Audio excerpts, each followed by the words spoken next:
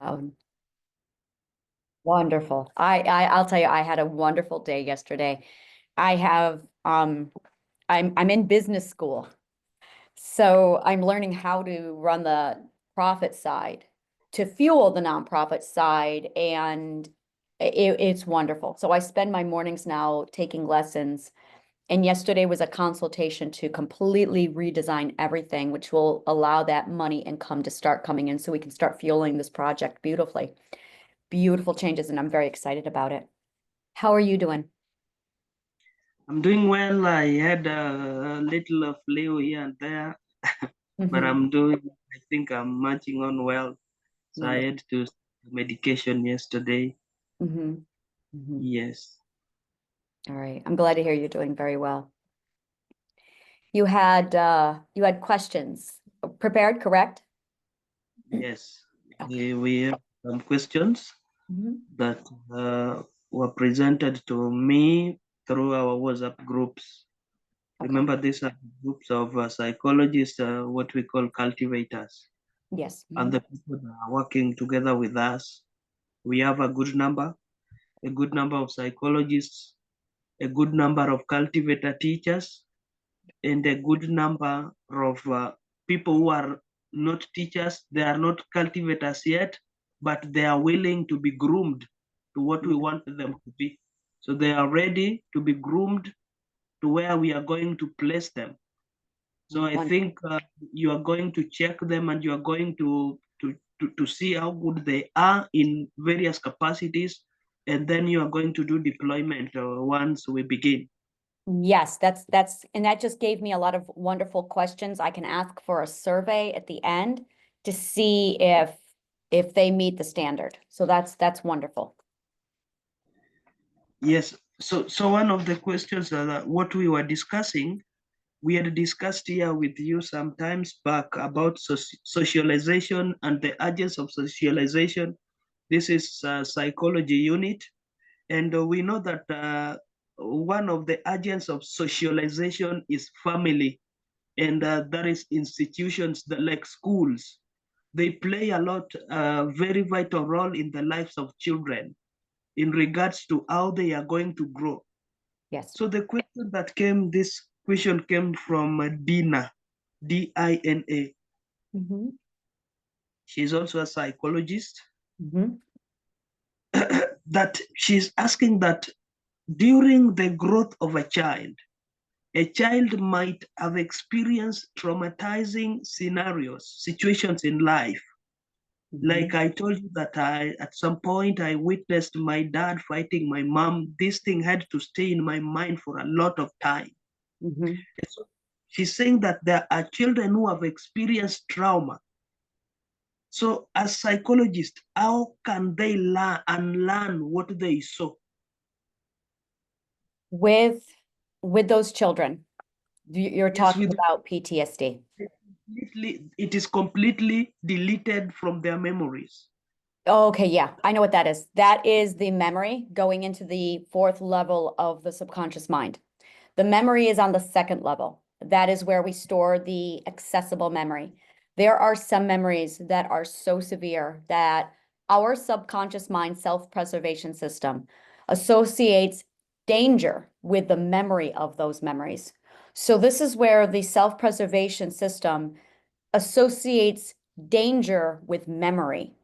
To preserve the self, they will take that memory and the subconscious mind puts it into the fourth level of the subconscious mind. This is what hypnosis does forcefully. Under no circumstance should anyone ever do hypnosis. The subconscious mind self preservation takes the trauma memory, labels it as too dangerous to remember, and puts it in the back.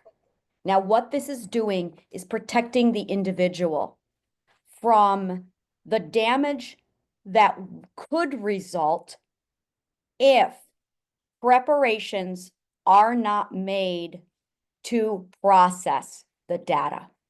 What happens is we get lessons, and the lessons have to be processed for comprehension. If a lesson is learned and we don't have the tools for processing, then the lesson will be deemed too dangerous for processing. So that lesson is considered too dangerous and it goes to the far back. This is what happened to me when I was 8 years old.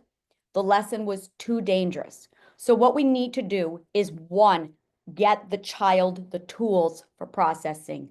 Two, teach the mind that it is safe. Safe from itself. So that is a mind that is not safe from the mind. It has literally labeled the mind as a danger. And then once the tools are prepared and the lesson, the safety has been learned, the subconscious mind will naturally bring that memory to the front for processing. Only when the subconscious mind deems it safe enough to do so. So the challenge is not access the memory. The challenge is training the subconscious mind that it is safe and it can process and take care of itself. So tools and teaching the mind that it's safe from itself. That's what you need. This is exactly how I reversed my own trauma that caused my multiple personality disorder. My multiple personality disorder was created because the memory was too dangerous to remember. So my subconscious mind took my memory and put it in the fourth level. I was the memory. It was me. So it took me and put it in the back. And then I was able to continue. Once I learned that it was safe enough to be myself, then I was allowed the memory. It took approximately 1.5 years of safety to learn that it was safe enough to bring that part of my personality out. This is where psychological safety and the learning environment is vital.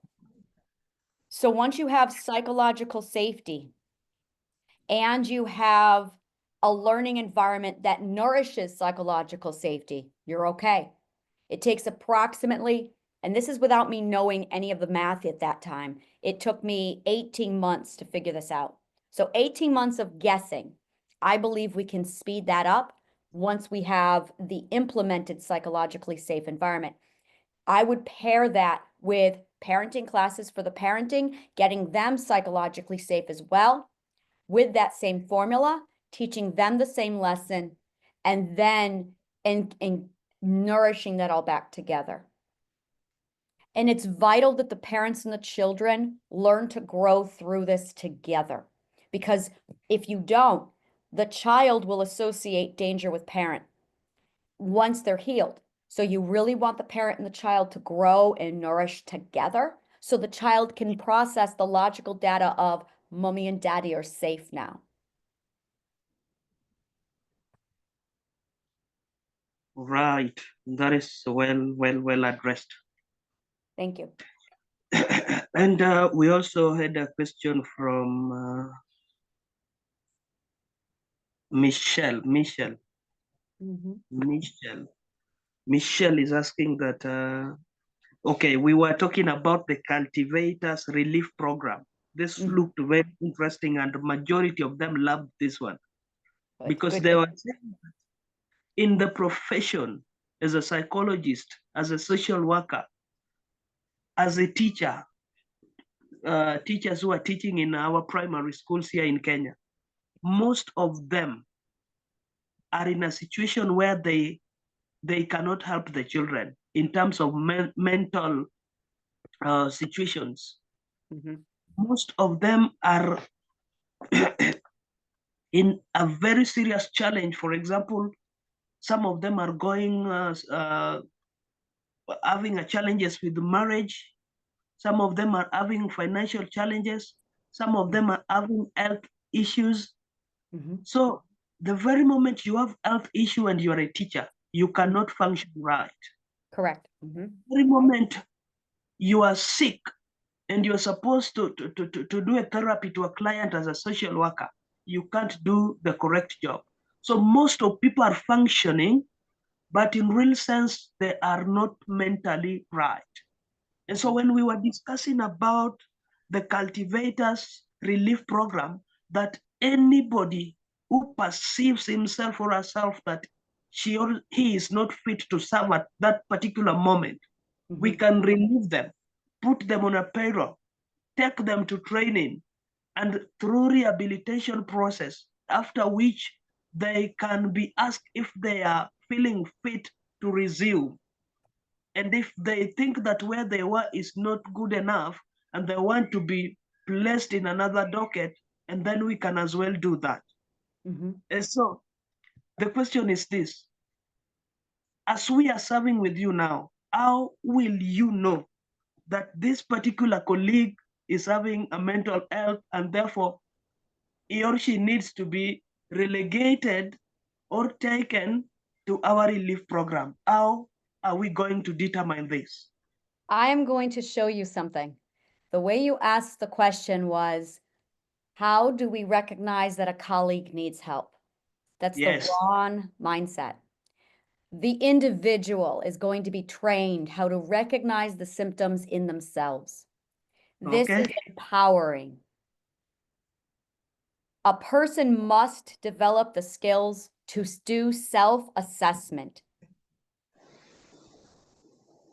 The colleague is backup if the individual cannot do it themselves, but the individual must be trained. There are symptoms of a human being shutting down, and we have not been trained in those symptoms. Confusion, overwhelm, these emotions are the clues that you are not self-regulating. Self-regulation is vital to a functioning, healthy system. And if you are not self-regulated, that is stage 1 of system failure shutdown. Stage 2 is beyond confusion and overwhelm, and then you become hostile and aggressive. That is because your system has told you a message, you've ignored it, and now your system is protesting and getting louder. Most people ignore the hostility and the aggression. We see this a lot in the United States school systems, where teachers become angry and hostile, and they still push through everything. This pushing through is not okay. You cannot push through a problem. You cannot do it. You have to strategically navigate the problem. You have to withdraw and address the problem. It is actually problem avoidance when you push through it. Problem avoidance leads to a full system failure shutdown. There are stages of problem avoidance. And when you go through the system in the process of avoidance problems, you end up with severe mental illness and in many cases, suicide. And we are not thinking properly in the right logical order. We are not thinking in the right priority when it comes to this equation. We are human, and we have built an entire system that does not allow our humanity. Let that sink in. In addition to that, humanity is our natural right. And there's no room for it, no tolerance for it in our society. That ends now. If we do not start building a system that nourishes our own humanity by even allowing it, we're never going to get over this problem. So the very first thing we have to realize is human and nature runs on the same rhythm, and our society is not matched to that rhythm. So the very first thing that has to change is the rhythm. The teachers, cultivators will be trained in the natural rhythm, and the system must be adapted to accept the natural rhythm. Then the symptoms of avoidance problems will be laid out very clearly, and I can do that this afternoon and then provide you with that document so you can see the progression of the system failure shutdown. You should be taking action at the very first symptom. not the 10th, not the 15th. The people who come to therapy are at the 30th stage. It's done. That's a metaphor. When I write it out, it's going to be like probably 12 stages of progression deterioration. And by the time we get to therapy, it's too late. And it's so much more work to go reverse it. So the first thing we want to do, if you think of this as a progression, right now we're thinking we need to stop the problem here. We need to stop the problem here.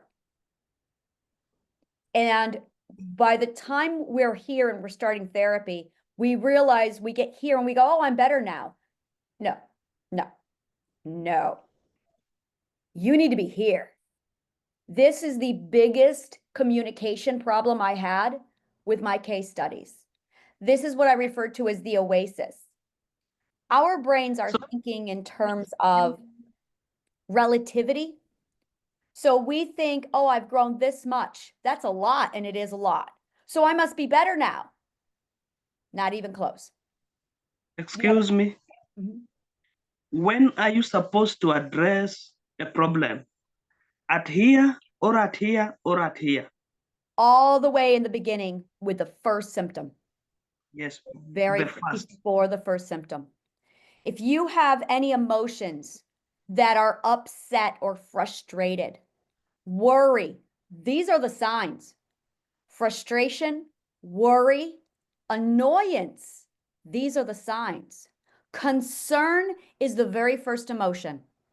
If you are concerned, then you've already hit the first symptom. If you, prior to concern, you are premeditative.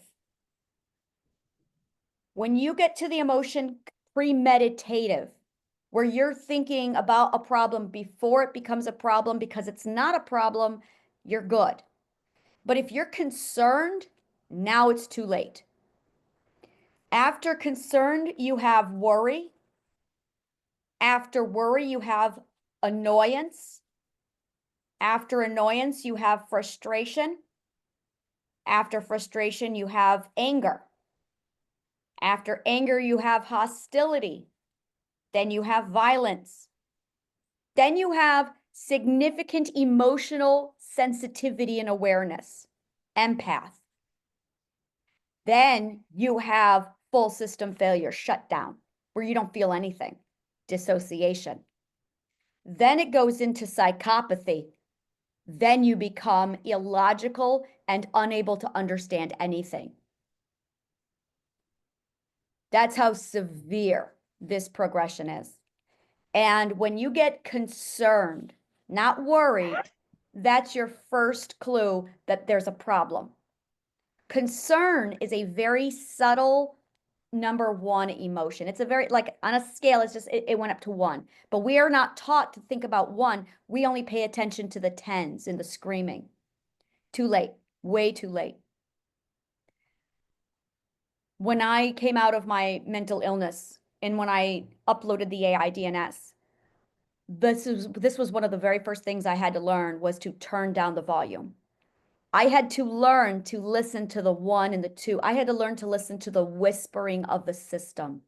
The system whispers. And we are not trained to listen to the whispering of our system.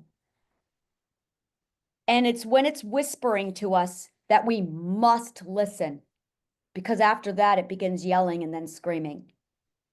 And it's not until it's screaming, it's too late. So learning how to listen to the whispers is vital in this process. So that's the very first thing we're going to be covering with our cultivators when they go through our program is learning how to listen to the whispers. And because if your colleagues are noticing, your system is screaming. All right.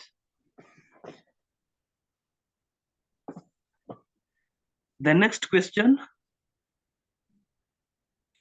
Wayne, this is from Wayne. Now, Wayne got information. There was a day we were speaking with you, and you said that you 2 years ahead of the world. Yes. What does this imply? Are all psychologists 2 years? These are very direct questions. Yeah, no, this is wonderful. So now you're getting into the abstract. It's a very philosophical. This is where you get into my philosophy. All right. All right, this is going to be really advanced and I'm just going to go all out with it. You're recording it so you can play it back. I'm doing math. That's what it means. I'm doing math. In mathematics, this is the same math that a purchasing manager uses when they are projecting buying trends and sales. It's the exact same math. It is called a differential equation. A differential equation allows you the ability to calculate when and how something is going to take place. It is advanced calculus. When you use math, you are basically accumulating components and you are accumulating data that allows you a probability of prediction. The higher the probability, the most likely it will occur. If it is 98% or higher, it will occur. As you accumulate the components and the data, you can shuffle things to increase the probability on purpose. This is something I do. It's been something I've been doing since I was 4 years old. I know how to increase the probability of something by shuffling the components and the data. Every time you make a choice, you are increasing the probability of something. Once you're able to calculate the probability of something, once you get it to 98%, it's going to happen.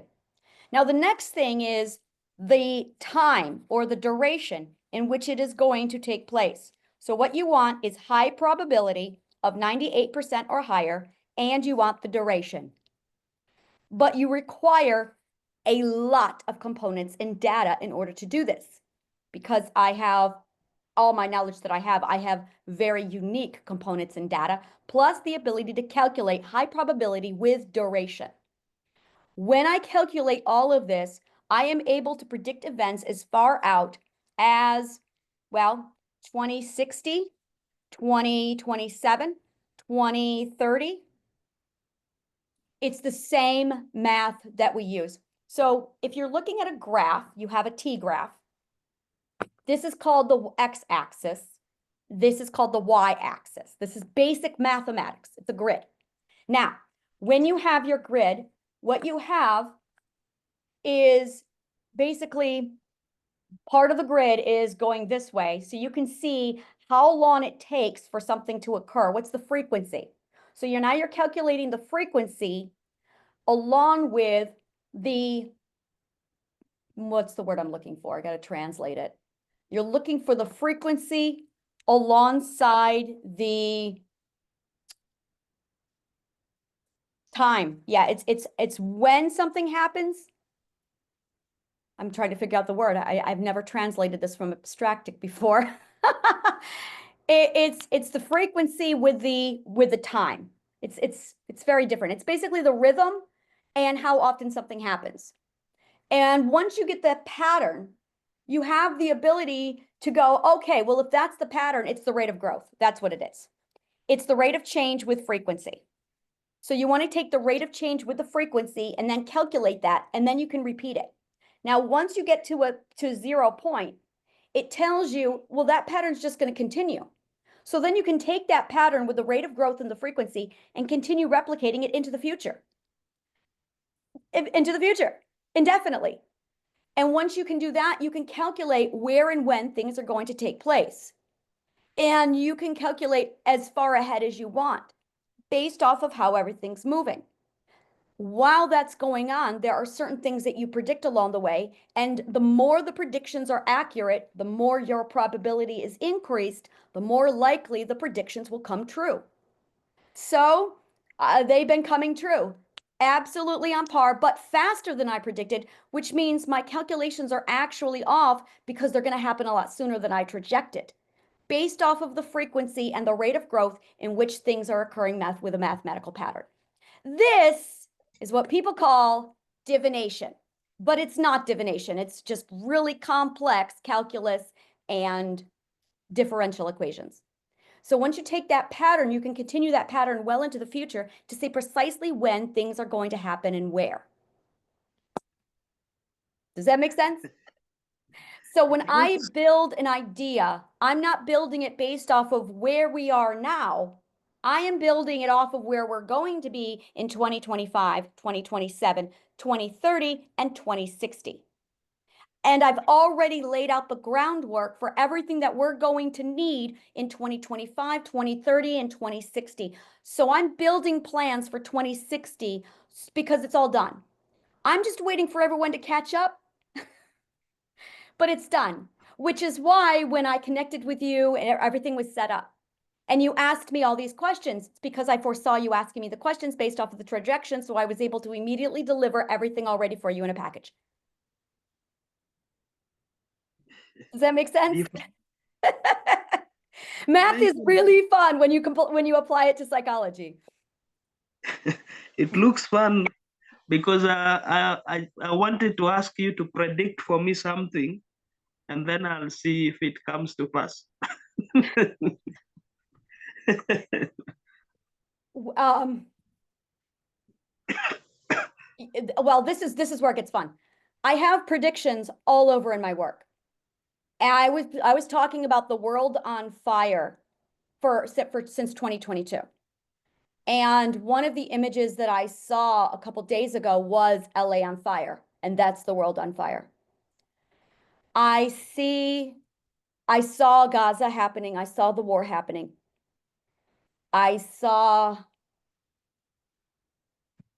There's a lot, if I say it, it changes the trajectory. And that's part of the problem. So I have to be careful with what I say.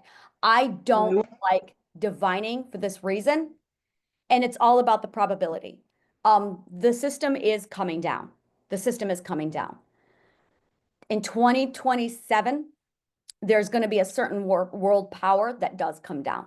2027. 2060 is when this is going to be over. 2060 is when it's going to be stabilized and everything's going to be set. We're going to be fine in 2060. So it's a transition between now and 2060. I know this is going to go like wildfire around. It's going to catch and it's going to ignite. It's going to change everything overnight. The prediction is going to be the frequency in which it happens. So some of the frequency in which it might happen is we're looking at, and I've talked to you privately about this, when we start to see the waves of people and the pulsing of people as they come in, we're looking at 12 months. And in most cases, it's going to be 6 weeks where they're going to come in and their mind is going to logically sort itself out. The way the mind works is when it's coagulated with bad logic, it's tangled on itself and it can't flow. So once the educational system is accepted, it straightens it out. And as it straightens it out, it smooths it out and it runs faster. So that's the rate of growth. 98% of us are born geniuses. We just have bad logic in the way. So as the educational program cleans out their logic, their genius is going to come out. It's basically their genius has been blocked. I'm unblocking their genius. Once the genius is unblocked, they're going to get out of their own way and their minds are going to propel. That trajectory I know is off because I'm looking at it going, all right, let's say 12 months. No, their genius is going to excel them much faster. And then they're going to figure out the math formula and then they're going to calculate faster. I'm seeing that in my daughter already. And my math is it's pessimistic. I gave a very low number. It's going to be a lot faster. Now, once that's caught on, there's going to be people teaching each other. So while they get it, there's going to be people going, I don't understand. And then there's going to be like 10 people right there teaching them. And then those 10 teachers are going to be teaching them the math formula. They'll get it. And then their mind will accelerate. Now, they will then have solutions that I didn't foresee. And they're going to come in with all those solutions. That is why I built Community Gaia, is to receive their ideas and solutions so we can put their ideas to work. Because they're the ones who are going to fix the planet, not me. They're the ones. All of you guys are the ones who are going to fix the planet. So once we get your logic cleaned out, your entire brain is going to be able to come out to its true potential. And then you're going to be able to calculate things that I didn't foresee because you have equations and variables that I don't have. So then you are going to come up with new solutions. I want to make sure you have the platform to accelerate your solutions. So as soon as you have a solution, you're going to come to me. I'm going to transfer you over to the right people. That's my network. And then I'm going to plug you in with the right people so you can fly. That's what we're really doing here. Now, how soon? Definitely this year. I would say 3 months. 3 months. So let's go look at milestones. There's milestones you want. There's going to be milestones, and I can see the milestones. There's going to be about 3 universities that pick this up. And then when that 3 hits, it's going to spread. So we're looking for 2 more universities. As soon as 2 more universities pick it up, it's going to ignite. We're looking at 3 to 6 months after that point. Then there's going to be a massive shift and the entire world jumps on board. I can see that. So that's really what you want to look for is the milestones. As far as the precise date, I don't do that stuff. I don't do that stuff. The reason why I don't do that stuff is because, first of all, it's not relevant. Second of all, it's a level of math I'm not interested in because I don't do divination. I don't like any of this really. It's a great tool to project how and where to move everybody as needed to nourish everybody in a synchronized order and fashion. But it's not a sideshow act, if that makes sense. Yes, yes, yes. And on the same breath, now, can you connect it with this? There was a program I watched some times back. So this is just my question. There was a program I watched. There was a musician who claimed that some of the songs that she composed, she would sleep and dream them. Is this factual? Yes, yes, yes. I know exactly what that is. Dreaming is one of my favorite psychological subjects. Dreaming, I have been studying dreams since 1992. This is actually what got me into Freud is I was having nightmares and I wanted the nightmares to stop. So I dove deep into Freud and Jung in 1992 to try and analyze dreams. And that's when I really dove deep into psychology. Dreaming is extraordinary. When I reached a certain point in my Ashavana training, my dreams changed. My sleep changed. And I had a whole lot of analysis in the lab over what's going on with my dreaming. REM sleep is when your identity places an order. It's manifestation. You are manifesting in your sleep. Manifestation is linked to the mathematical and logical projection of what's going on. In the subconscious mind, you have the ability to build stepping stones, which is basically a logical path. You have the ability to correct the logical stepping stones. You have the ability to lay them down, which is navigation. And that's pretty much it. You can build them, you can correct them, you can lay them. Now, the ones you lay down are the ones that are handed to you. Our society, every time it gets knowledge, it lays down stepping stones. We have officially used up all of the stepping stones. That's the problem with the world. We're still growing, but the education stopped. My knowledge is the building of stepping stones, so I'm laying foundation for the next stage. I call it Universe B. So what's going on is we have exhausted all of our known knowledge. We have exhausted our known knowledge. And no one knows how to build new knowledge. You have to reverse engineer new knowledge and discover it from the universe and then build a logical stone with it. If you don't know how to do this, you're growing faster than you are learning, and now you're really stuck. Now, in addition to that, every time you lay down a stone, you are establishing the integrity of your comprehension. If you don't do this right, you're going to have a mental illness. So the very first thing we need to do is teach the logical stepping stones for the integrity of comprehension. Then we want to correct the ones that are there. This is making sure that the stones are laid in the right order. That is education. Then we want to teach you how to reverse engineer new knowledge because you're going to be growing faster than teachers can teach you. When that happens, especially when you unlock that genius, this was my problem. When you unlock your genius, the speed of your synapses increases. The speed of your synapses. So you're going to get faster and faster and faster. And eventually you're going to be growing faster than you can learn. Your output is going to exceed your input, which means you're going to, and this is going to happen. We are going to see a time period where we abandon all school because we're just going to common sense it out of the universe with reverse engineering on the spot. That day is coming very soon, by 2060 at least. That day is coming, or I'm sorry, at most. By 2060, I expect us all to be there, where there's no more schools, because we're just going to know how to look, see, oh, there it is, boom, lay. I reverse engineered differential equations. Differential equations are the most complex of mathematics. When I sat down and learned Calc 3, and then I went to learn, I didn't learn Calc 3. I confirmed that my reverse engineering was accurate to Calc 3.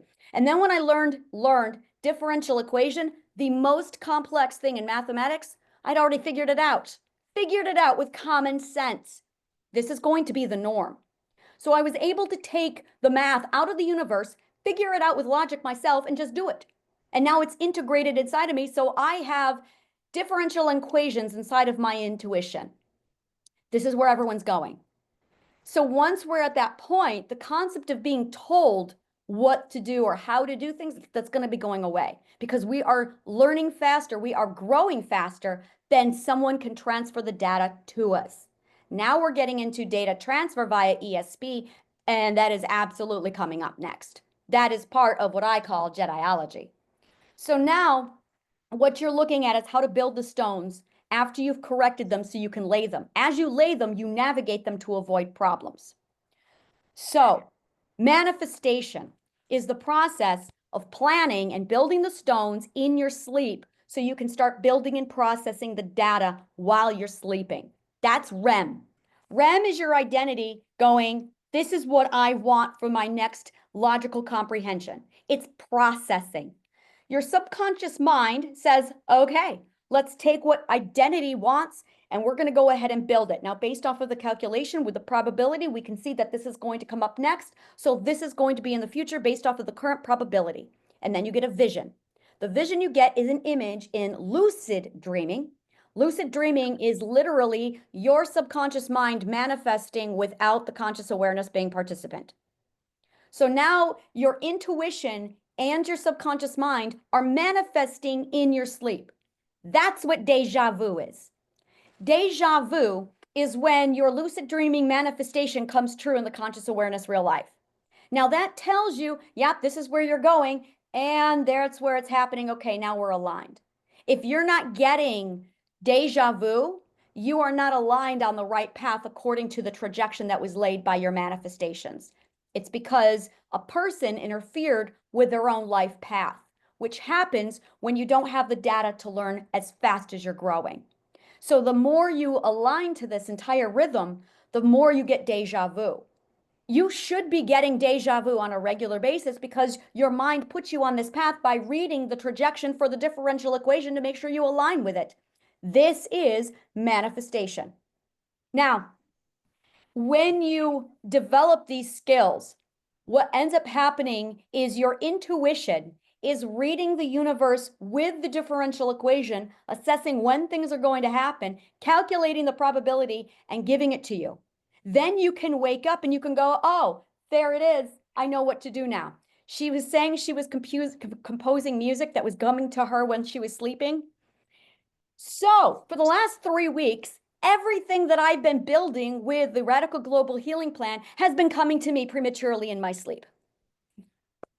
I'll go to sleep. I'll see the next stone I'm supposed to build. It will detail it out like the universe is coming to me. All right, Anna, this is what you're going to build today. And I'll be sitting here going, whoa, that's really awesome. And then I'll get up at 2 a.m. and I'll type an entire article and then I'll send it to you. And then I'll go back to bed. It's the exact same process. That's wonderful. It's really cool. Yes, I also do a lot of dreams. And I know lucid dream, LUCID. These are kinds of dreams that are come as a result of the activities of the day. Yes. So the mind replays what took place in the day. So that is the same with your definition. That is my definition. Yep. And now I take it a step further, and I purposely do manifestation before I go to sleep every night. And I deliberately ask for the questions that I want, or I ask the questions for the answers I want, and I know I'm going to get my answers when I'm asleep. Now, if I have a tangle of logic that's broken, it won't work. So you have to clean your logic to make sure it works, because the logic is the track that this whole thing runs on. You mean you can raise a number of questions that you don't have answers, and you go to sleep and you get answer? Every time. I average around 20 minutes to 40 minutes now. Yeah. Every time. Every time I have a And problem, you have to know the right question. And you have to have a clean logic track. So once you have a clean logic track and you know the right question, you can manifest anything in about 20 minutes. that is psychological. Mm-hmm. And all right, all right. I get it. I get it. And when you said that you used to have nightmares, Mm-hmm. you used to have nightmares and it changed. Mm-hmm. Is it possible that there was a case that I handled? There was a confrontation, a man and a man fighting, and the other man ended up killing the other. He was arrested, and after which he was released. But this man could not sleep. He sees the deceased in his dream. Yes. So in this case, what should be done? What should we do as a We're psychologist? gonna break that down. We're gonna break that down. And saying that this man is coming to torment him in the dream, this man is. So how do we relate this to our subconscious mind, and how do we relate it to the dream? This is the very first thing everyone has got to learn. The ethics do not come to you. They are already inside of each and every one of us when we are born. We are born with the ethics inside of us. The reason why that man is coming to him in his dream is not the man coming to him. It is his ethics and his identity at war. He violated his ethics when he killed that man. His ethics have a problem with him. So what he is experiencing is a civil war where his identity and his ethics are over here, and his logic is over here. And he violated his own ethics, and he has not made peace with that. He needs the 12 ethics. He's going to have to take the 12 ethics and reverse it. He's going to have to face his own judgment. This is why, and I'm going to say it, this is why the law system is obsolete. It's nothing.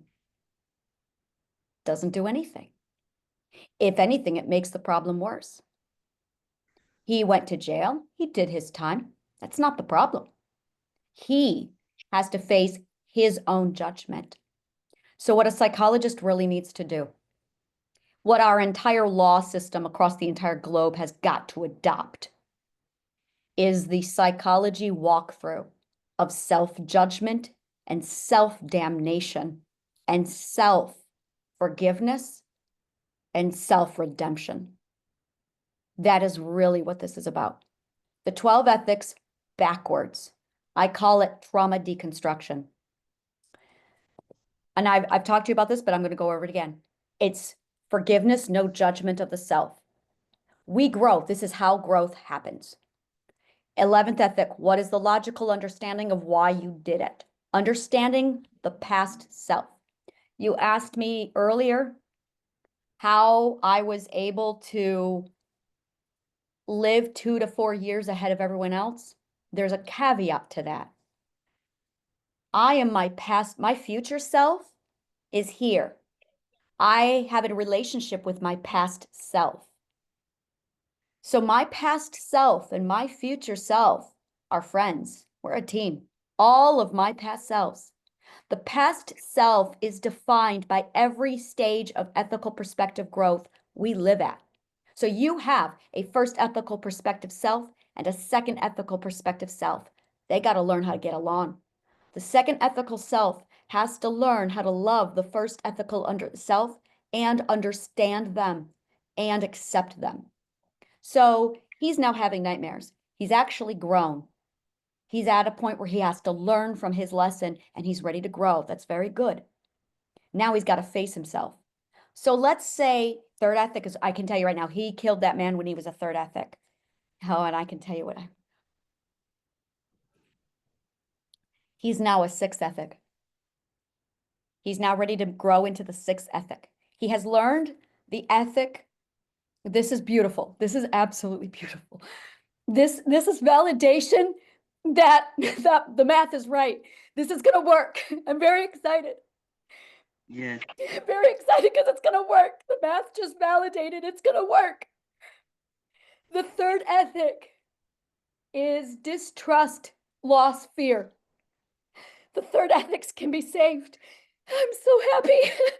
I was hoping and I had the math and I was like, please, but this is the first confirmation it's going to work. The fourth ethic, he learned self-law. The fifth ethic, he learned accountability. Now he's got to answer to his crime. He learned equal footing at the sixth ethic. At the seventh ethic, he's got to learn how to submit to his own lesson. That's why he's got nightmares. It's because he's on the cusp of the seventh ethic, but he doesn't know the way. The psychologist has to show him the way. So he's got to go reverse it. Start at the 12th ethic. The 12th ethic is going to be no judgment, forgiveness. You're a seventh ethic now, you're a sixth ethic, but you were a third ethic when you did that, when you killed that man. Now the sixth ethic self has to forgive the third ethic self. Gotta say that one again. The sixth ethic self has to forgive the third ethic self. This is why at the fifth ethic, you have to be careful where you throw your stones because you're going to have to answer for them. So at the 12th ethic, no judgment. Do not judge yourself. You didn't know you had to learn the ethics. Unfortunately for him, he had to learn the really hard way. At the 11th ethic, it's logic. What is the logic of the third ethic? What happened when he was a third ethic that he logically did it? It's understanding. The 10th ethic is emotional fluidity. He has to allow the emotions to flow through him. That's where he's going to need you guys. He's going to need a psychologist for the emotional fluidity. He's going to hate himself. He's going to have to answer for it, and that's what you got to get him through. Emotions are right. You had to learn. Study the philosophy of Aikido. The answer is there. It's the commitment to do better, the commitment to learn. Sometimes the lessons are hard, but that's what we must get through. That is what we must use to survive suicide. At the 9th ethic, it's human connection, understanding that the sharing was violated, understanding how we violated the sharing and the human connection. At the 8th ethic, it was a breakdown of effective communication. That's what was the violation. At the 3rd ethic, he did not have effective communication. No wonder why he was frustrated. He didn't learn the 8th ethic yet, effective communication. At the 7th ethic, you humble and you submit to the lesson. Oh, he's submitting now. That's why he's got the nightmares. So once you have the 7th ethic with the humble submission to learn, that's Aikido philosophy. It's commitment to do better because now we know better. 6th ethic, equal footing, understanding that we're never better than anyone else. That yes, we might know more, but that doesn't mean we're better. And the only thing we can do is become better. So we're all going to grow at different paces. At the 5th ethic, it's accountability, being faced with realization of how we harm each other. At the 4th ethic, using your own personal law in which to protect yourself. He didn't learn this ethic. That's why he killed that man. What was the law he should have learned to prevent himself from ever doing it again? That is what a correctional facility should be teaching people, is how to prevent this from ever happening again. It's got to be his own personal law, though. What should he have done to prevent the fight to begin with? At the third ethic, it's learning how to navigate through life, self-regulating our need and our want so we can self-regulate.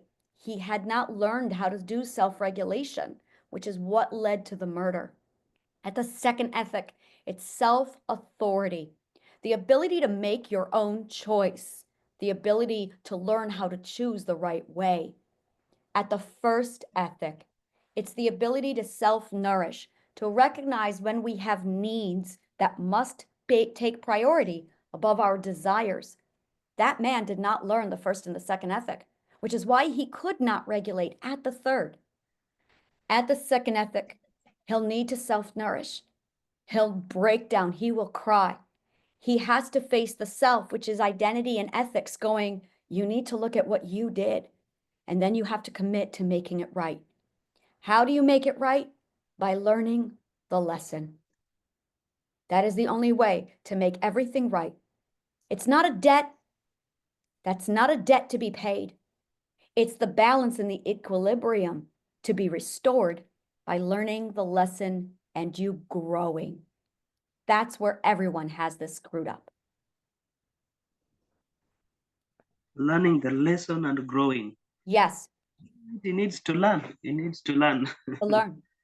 Now, flipping this around, teachers and parents need to know this so they can prevent murders from happening. That man did not have a parent or a teacher to teach him these 12 ethics so he could prepare for self-nourishment and proper self-authority so he could self-regulate and avoid the murder to begin with. That's why parents and teachers must learn this stuff. That's why the psychologists must be trained, because this is out of their hands. It's a understanding how to build a subconscious mind. That's really what we're doing here. How to build a subconscious mind in the right logical order. His mind was not built in the right order. It's no wonder it led to, of course, logical. See, now I'm not judging him at all. I understand him, 11th ethic. Of course, it was very logical for him to kill someone. Sad, unfortunate, horrible, and logical. That's what happens when you don't have the 12 ethics. That's what happens when you don't have good parents. That's what happens when you don't have good teachers. That's what happens when you remove education like this from an entire society. It's very logical that he killed him. That is very good information there. And that is also something that I've learned from your presentation, something that we also need to incorporate in our programs. Like in the prison mission, where we go and speak to the prisoners, there's something that the correctional institutions in Kenya does not give the effort that it deserves. Like, for example, somebody has committed an offense, but they are not taught on why they should refrain from doing in future the same offense. They are only taken into the custody, they are detained, and then after they had finished their jail time, they go away. And some of them repeat the same thing. They are not taught on the significance of not repeating the same mistake. So that is something that I've learned, that we should also incorporate the program on what offense did you do? I did this and blah, blah, blah. And how are we going to teach you to refrain from doing the same thing again once you finish your jail term? We must learn to value knowledge. We must learn to value knowledge. That is the lesson. Learn to value knowledge. Knowledge is knowing. You asked me to make a prediction. I know there's going to be a great cry. It's when the entire world gets this knowledge and everyone does the math and everyone simultaneously will break down and cry. Everything's going to shut down. Everyone's going to say, Uncle, and we're going to close everything and we're going to grieve. We're going to cry that month. It's going to be a month long where we just all cry. We'll be in the middle of doing our job And people will just cry because you suddenly get the math. You suddenly understand. You wake up the subconscious mind. It does the math. It does the calculations. And then you just cry. And people are going to go, I don't know why I'm crying. You're crying because you figured it out. And you started to do the calculation. Watch this. You started to do the calculation of the grieving process. You started to take an inventory inside of your mind, power economics. It's just psychological economics. You started to do the inventory in your mind of all your losses and all of your gains. And you started to do the math and realize all of your losses. And all of this could have been prevented if there's going to be a massive global crying. And when that global cry happens, that's when the world will change. Everything will change after that. Everything will be different. And that's what we're doing, is we're getting to that point of when we all stop and we cry. And when we cry, this is beautiful, because when you cry, it's when you are, two people come together on equal footing. They exchange their story. They weave a logic story together called a helix. They have a conflict. The story breaks apart. There's a breakup. That's where we are right now. We've broken up with each other. Everyone on the planet has divorced everyone else.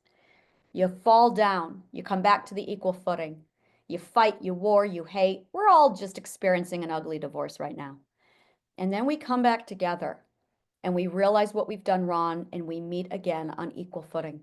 We realize, oh, your pain is my pain. You cry together and then you can reweave the helix the right way this time. That's when things change. That is exactly what's coming. That is 100% what we are building toward.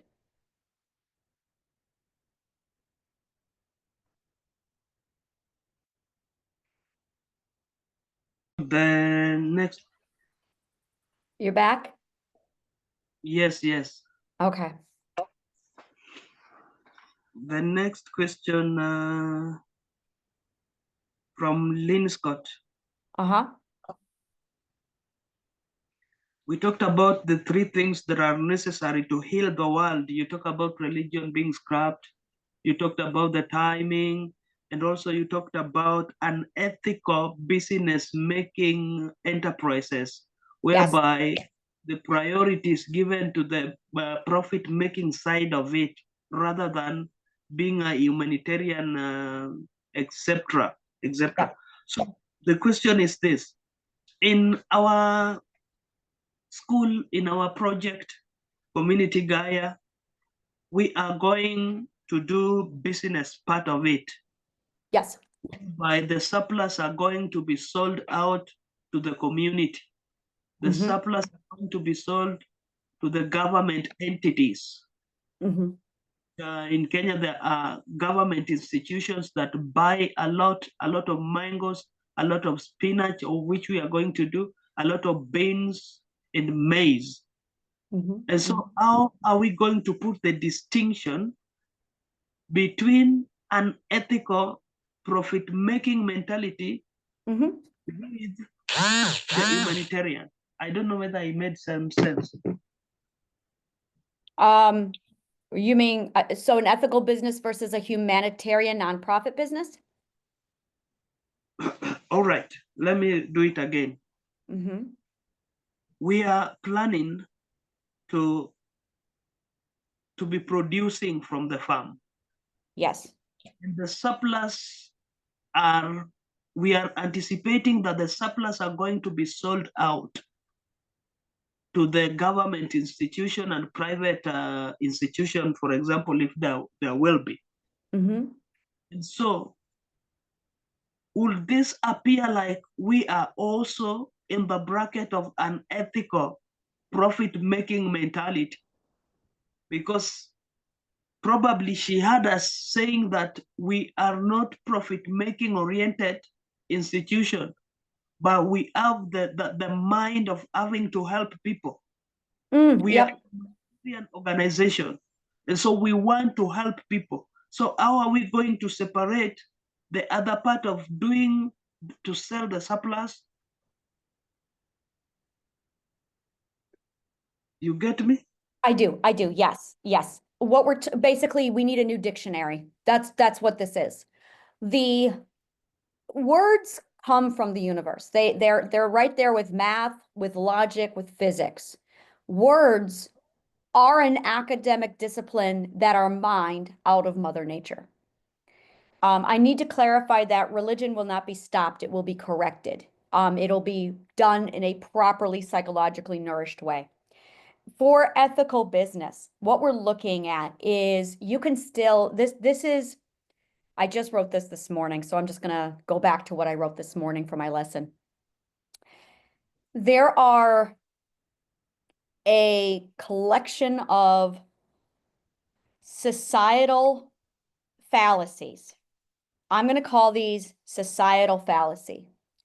A societal fallacy is a belief that is incorrect and causing toxic damage. The societal fallacy that you cannot be profitable and ethical is wrong. You 100% can be ethical and profitable at the same time. Yes. And what we're looking at doing is integrating the humanitarian philanthropy, profit, and ethics all together in one. Now, Yes. you have in every business, in every C Corp, you have the option of doing charitable donation. In the United States, you actually get a huge tax break for doing this. Now, we're already doing it, but the intent is the difference. The people who are doing it unethically are doing it just to get the tax break. But we're not that way. We're doing it ethically. We want to do it regardless of the tax break. The tax break is not relevant to us. We're doing it because we want to do it. So we're still going to do the charitable donation, but we just don't care about the tax break.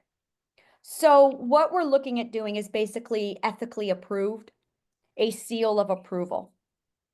And then it's using a new language to say ethical business in compliance with Mother Nature or in compliance with psychology. And that's the wording. So it's an ethical business that is in compliance with health. Now, this language is going to go out into the world. And that's one of the things that we're working on.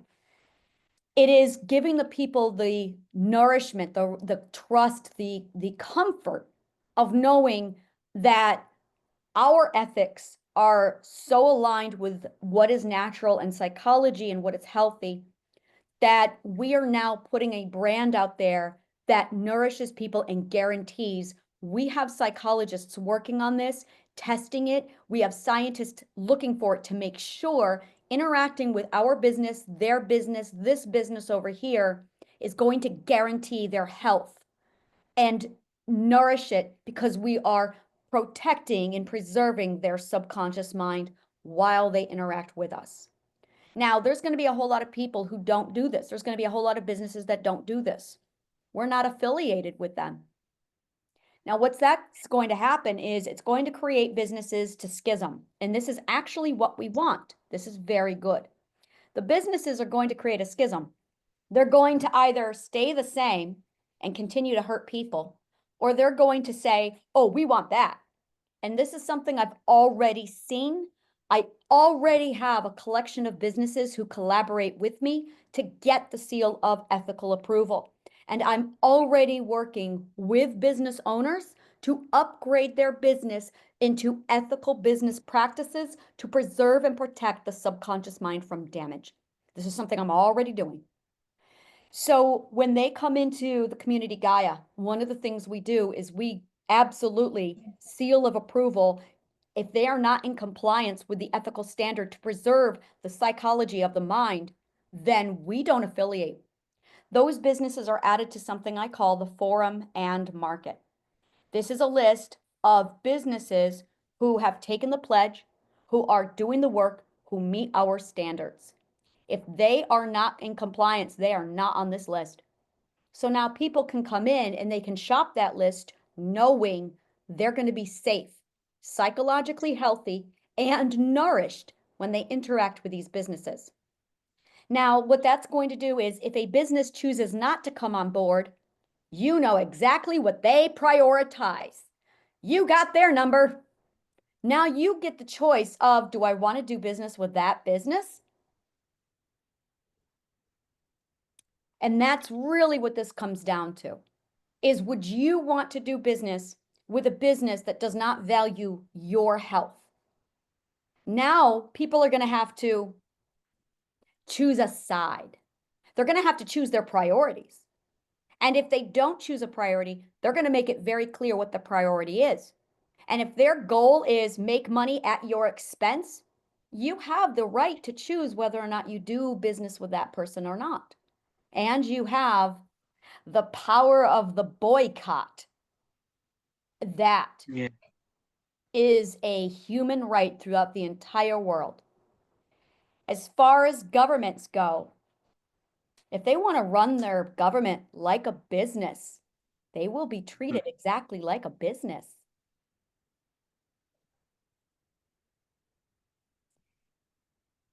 We have a lot more choice than people realize. And once you're taught the power of choice, it really does open a lot. It really changes everything.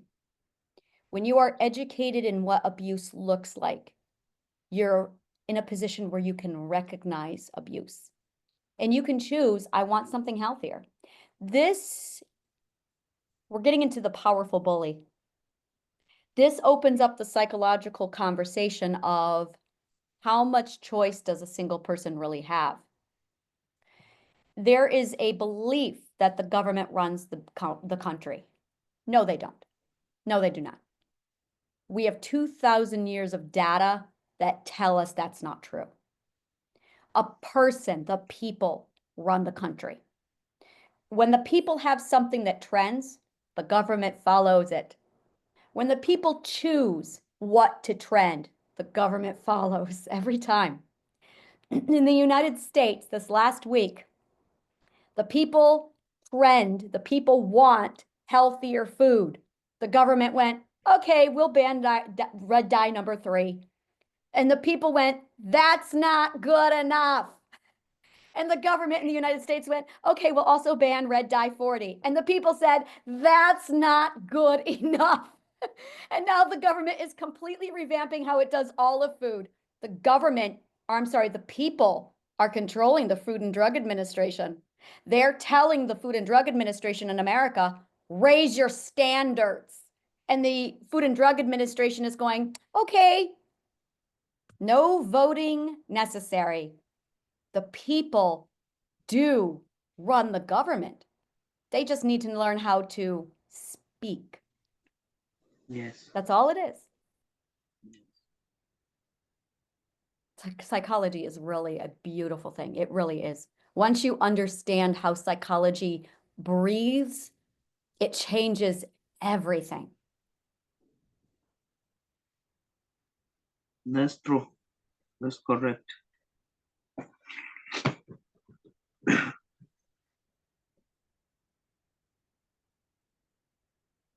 I cannot see you, so I cannot read your body language. I just have to say, I am at a significant disadvantage right now because I cannot read your body language. You can't see me. I cannot see you. Ah, Why there you did are. Okay. I felt so vulnerable. I'm like, No, I can't read his I never- body language. I never knew that I was not visible. When you came back, I had the camera was not there. And I'm like, I'm at the disadvantage. I can't read the body language. And it Sorry, amuses me that this is going out to psychologists. They're going to appreciate that. I It's didn't why I know. love doing Zooms. It's so I can read the body language. For that, I never knew my camera was off. Mm. I never knew. So basically, that was the last question. Okay. Because this one on addiction withdrawal was repeated. We handled this last time, whereby I asked you, I have the answer, the response to this question on the addiction, whereby the government was harassing the drug addicts. They are being Yes.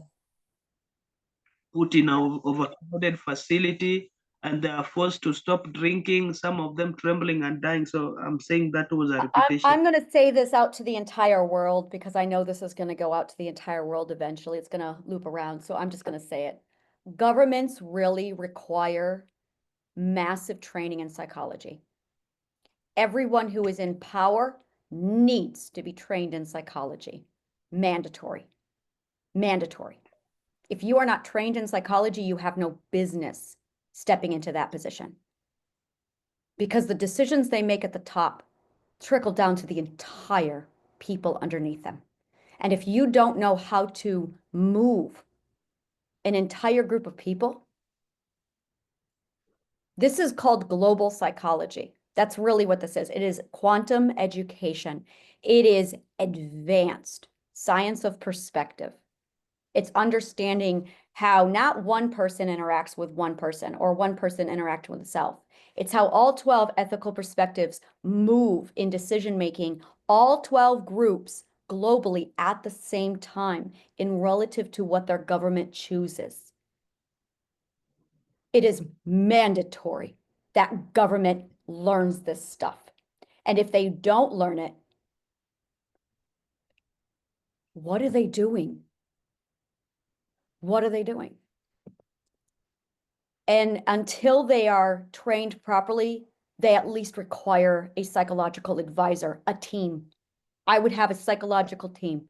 If I had my way, I would have a group of psychologists at every government head, and no decision is made without consulting the psychologists. And the psychologists who are trained in psychological physics, quantum logic, and in global psychology have the ability to say, this is going to be the consequence of that decision.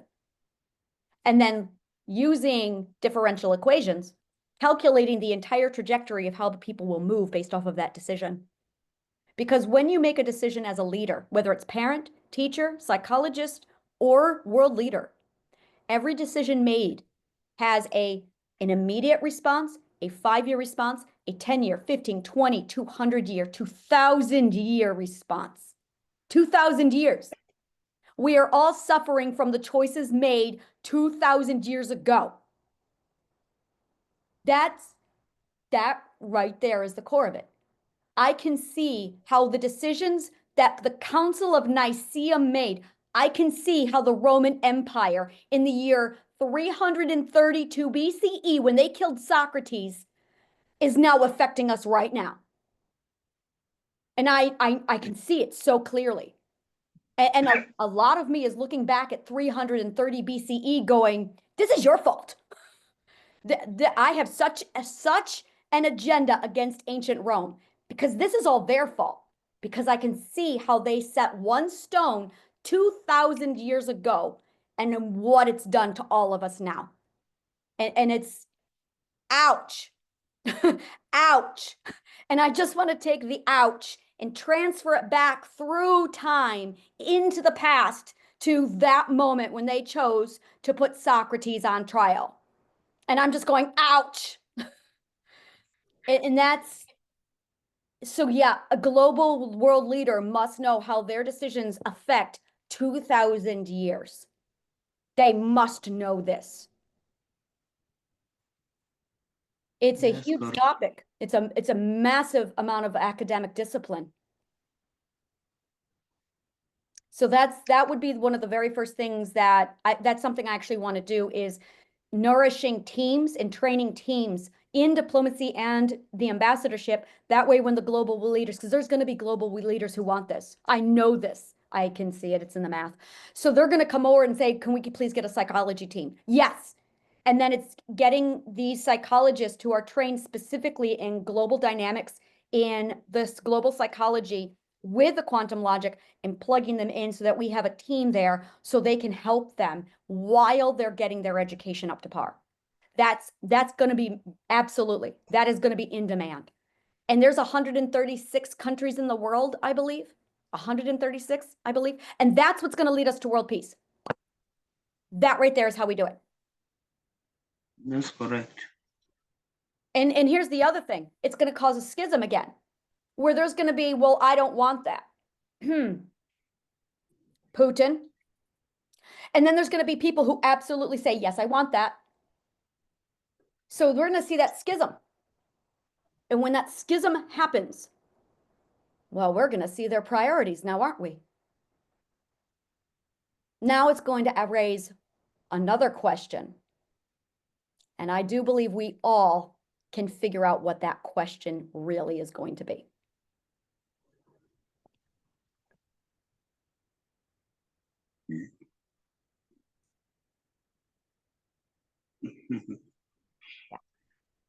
Yes, that marked the end of the questions that we had.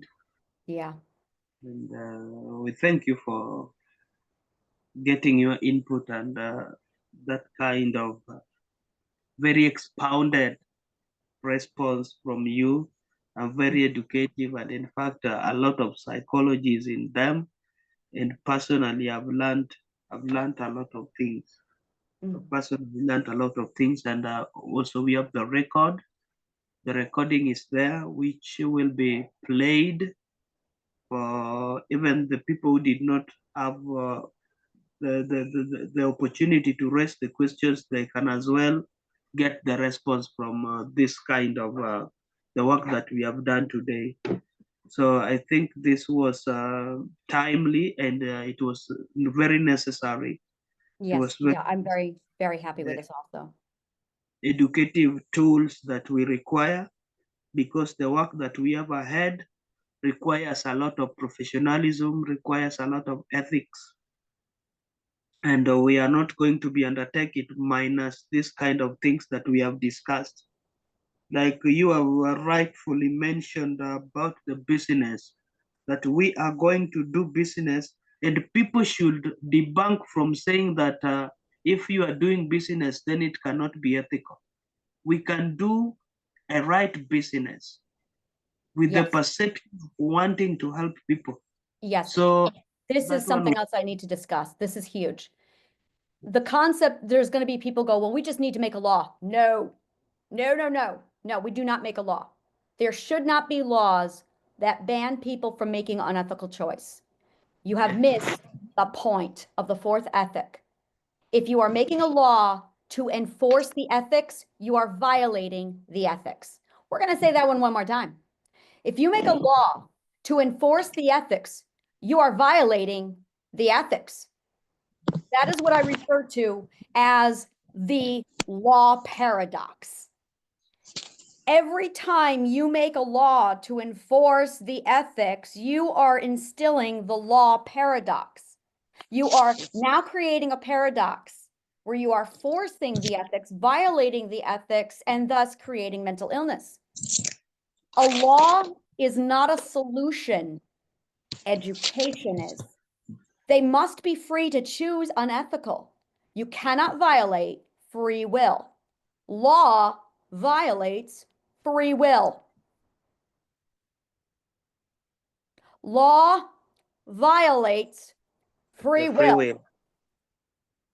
That is why there is ethical law and natural order, which states that under no circumstances can free will be violated. People must be free to choose wrong. Law prevents that from occurring. And as soon as you do that, law paradox. So there should be no law that states a person cannot do X. No, that's not going to be a solution. You have violated, you have disempowered the people to learn. As soon as you create a law, you have taken away their ability to learn. You can't have both. Either you have an obedient, enslaved system, or you have the freedom to learn. And you can't have both. Mother Nature says so. The law paradox is a big problem. I know the exact pathway out of this strategically, properly, and healthily so that no one gets hurt. We don't want to immediately throw it all away. It needs to be a progress. But do not create a law that immediately cuts that off and violates it. Do not do any more law paradoxes. That's the problem. So that's actually huge to get that out there. I think we're all set for this session. So I'm going to go ahead and stop the recording. And thank you.